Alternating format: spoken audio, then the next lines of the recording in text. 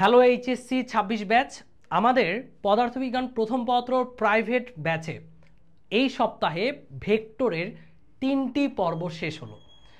আমরা একদম বেসিক থেকে যেভাবে পড়াতে হয় ধরে ধরে স্টেপ বাই স্টেপ প্রত্যেকটা ক্লাস নিচ্ছি, যেন যে কেউ ক্লাসগুলো বুঝতে পারে। সো এক নজরে একটু দেখতে চাই আজকের পর্ব ৩-এ আমরা কি কি পড়িয়েছি।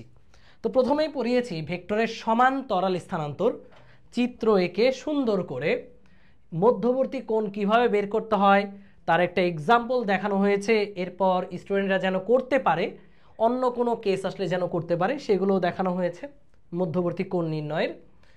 এবং ভেক্টর ও স্কেলার রাশির যোগ বিয়োগ কীভাবে করতে হয়, বীজগাণিতিক নিয়ম, জ্যামিতিক নিয়ম, এই ব্যাপারগুলো আজকের ক্লাসে পড়িয়ে ভেক্টরের লব্ধি নির্ণয়ের সাধারণ নিয়ম, ত্রিভুজ বিধি, এই যে এখানে ত্রিভুজ বিধি পড়ানো হয়েছে। এখন দেখো এই যে ত্রিভুজ বিধি পড়ানোর পর এই ত্রিভুজ বিধি থেকে যে সকল প্রবলেম এইচএসসি এবং বিভিন্ন ভার্সিটি অ্যাডমিশনে এমসিকিউ আকারে এসেছে আমরা কিন্তু তাও দেখিয়েছি।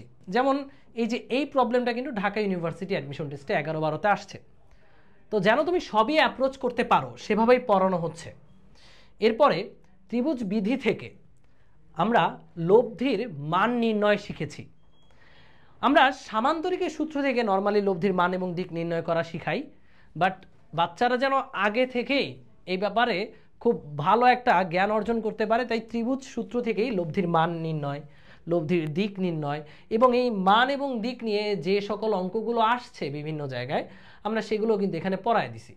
তো আলটিমেটলি প্র্যাকটিসের কোনো অভাব কিন্তু হচ্ছে না আমাদের কোর্সে। ইভেন তুমি যদি বলো যে বেসিক কোনো অভাব হচ্ছে কিনা, তাও কিন্তু হচ্ছে না।